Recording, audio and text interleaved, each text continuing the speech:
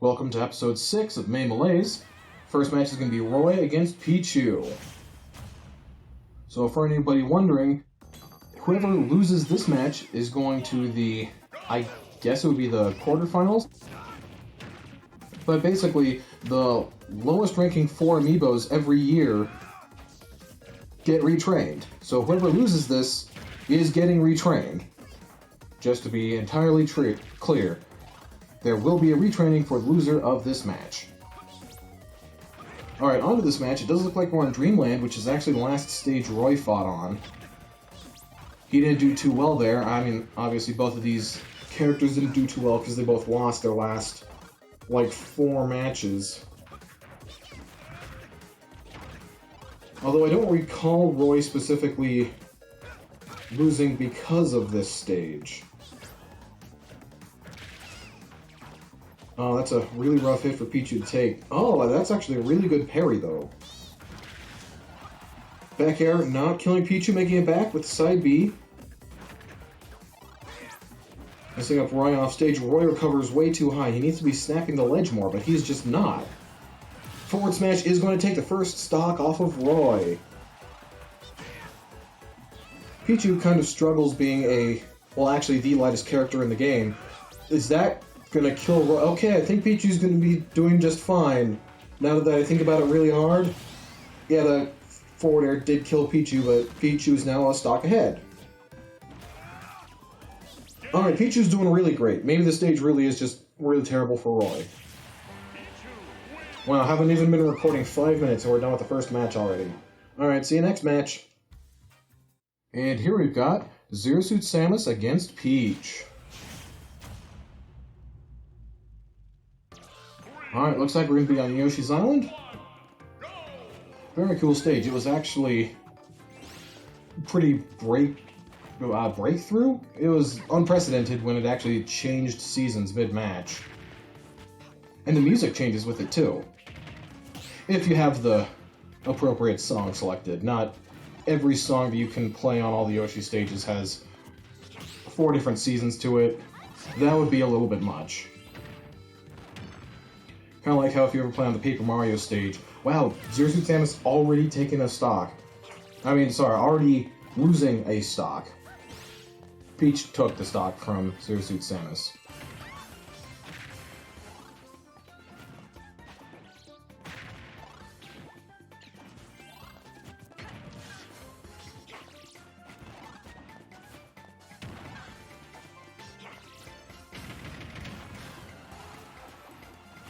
So we are pretty deep into the losers tournament now. This does mean that these amiibo have all lost multiple of their matches, and that usually means you get the least competent amiibo fighting each other.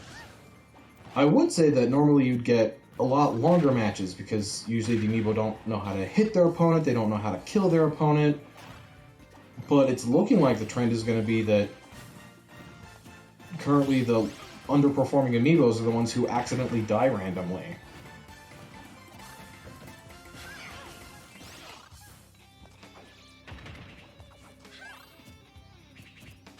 Zero Suit Samus doesn't know what's actually catching the float with an up smash. That's a pretty good move. I thought she was just gonna shield from the other side of the platform the whole time.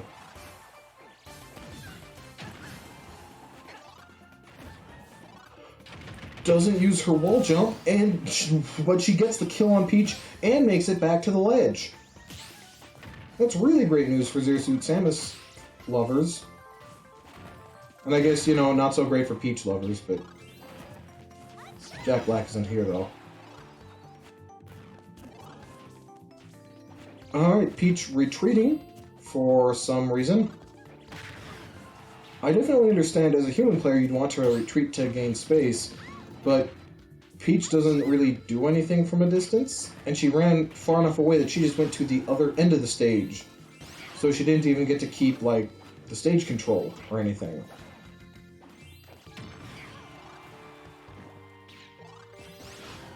Catching the flip kick with an up air is actually a pretty hard move to punish. It moves pretty quick, and the beginning part's even invincible.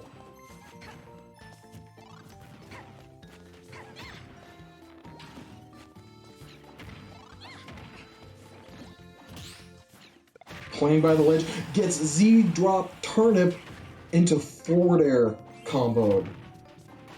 Actually, a pretty nice play from Peach there, believe it or not. I don't want to keep trash-talking on these amiibo, but they are some of the underperformers. Granted, you could argue that there's always going to be a bottom 4 when you do it this way, so I do understand that. Oh wow, you got to see the moon again. Turns out when both characters are on the bottom right, you get to see the skybox there. And that's the end of that match. And here we've got Lucario against Ryu.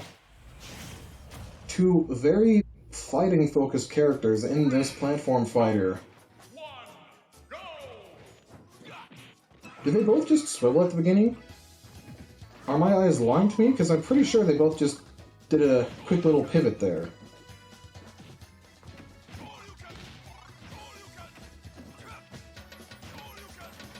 Ryu not snapping the ledge. Again, not snapping the ledge. It shouldn't be that hard. Normally, you do it without really even thinking about it. Okay, that time he canceled a down air into a Shoryuken. It didn't happen to connect, but I really can't blame him for going for it. Ryu was just Shoryukening. He's thrown out a couple other moves, but half of the moves he's thrown out this match have been Shoryuken. It is a strong move, especially if you get the command input, but it's usually used for killing at that point. At least, you know, in Smash Brothers. In Street Fighter, its use cases are a lot different, because it's just a completely different game. Oh, a trade. Lucario not getting killed, though.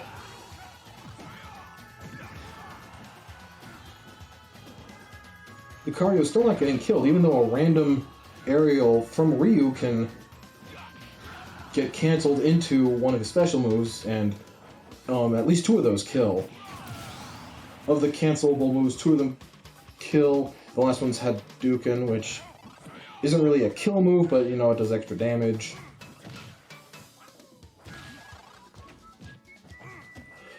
Great move by Ryu, actually, using some of the last frames of his, I think that was a neutral air, to 2-frame Lucario when he tried to get to the ledge. Lucario went for a pretty gutsy play. Unfortunately, it didn't work out. Gets a footstool. Ryu's not going to be able to make that back. Stock 2, Lucario is not looking too bad. We may have a good match yet on our hands. Even though Lucario's strategy so far has been entirely reliant on forward air. It's weird how in previous matches you think that this would have been a lot more apparent. Something about the way these two move, though, just leads to them using the same moves over and over. Kind of like how if you ever try to train an amiibo using another untrained amiibo, they always end up just using neutral air all the time. Just because it's the safest option, and usually the quickest option for most characters. And it will hit from any angle, so they just use it all the time.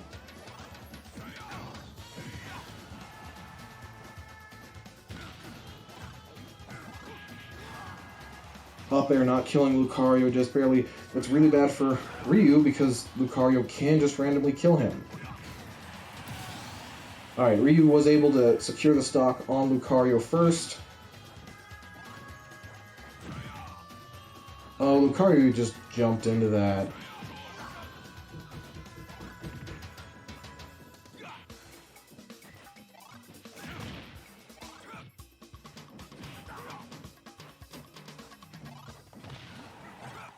Playing around on some of these platforms.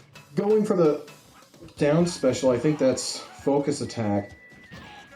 Lucario should have known better than to just blindly jump at that. And a neutral air is going to kill Lucario. Good job, Ryu.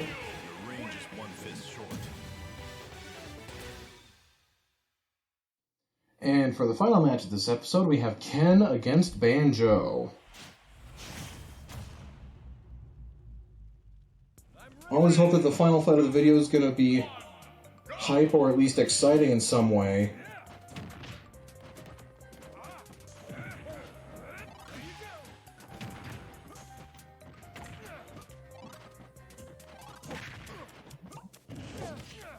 Great play from Banjo there, laying a grenade egg right in Ken's face.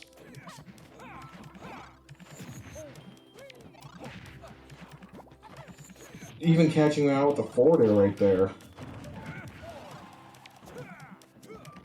These two definitely seem a lot more capable than a lot of our other participants. Mostly they're able to land a lot more of their moves.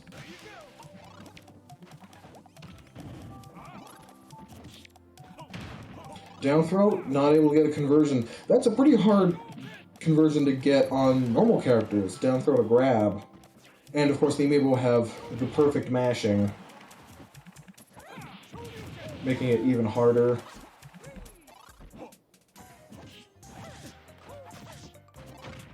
Oh, catching Ken with one hit of the back air so that Banjo could grab him again. That's actually some pretty impressive stuff. You could argue it was an accident, but, you know, these are CPU opponents. Like, something's got to be intentional. And finishing him off with a Wonder Wing. All around, great gameplay from Banjo. Ken with an incredibly intense dunk on Banjo. His down air looks just like his neutral air, but it does have a spike hitbox. Playing hot potato with a grenade, it explodes in Banjo's hands.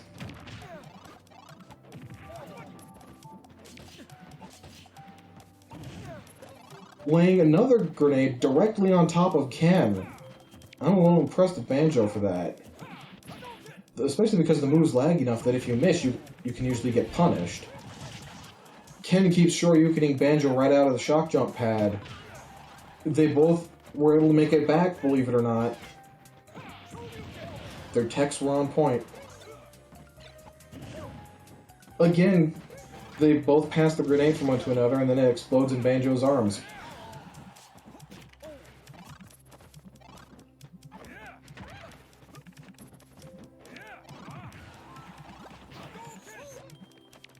Ken throwing a head open from so far away, it despawned before it even hit Banjo. Playing by the ledge, getting hit by the shock jump pad, and it actually converted into Banjo's down air. Banjo hanging out really close to his grenade, somehow avoiding the explosion hitbox for it, but... Playing off stage, the most... Ooh, Ken's in a really bad spot. He air dodges back just fine. What does he do? Ken just goes too far off. The Banjo wasn't even there at that point. Honestly, you probably should have called that a suicide on Ken's part.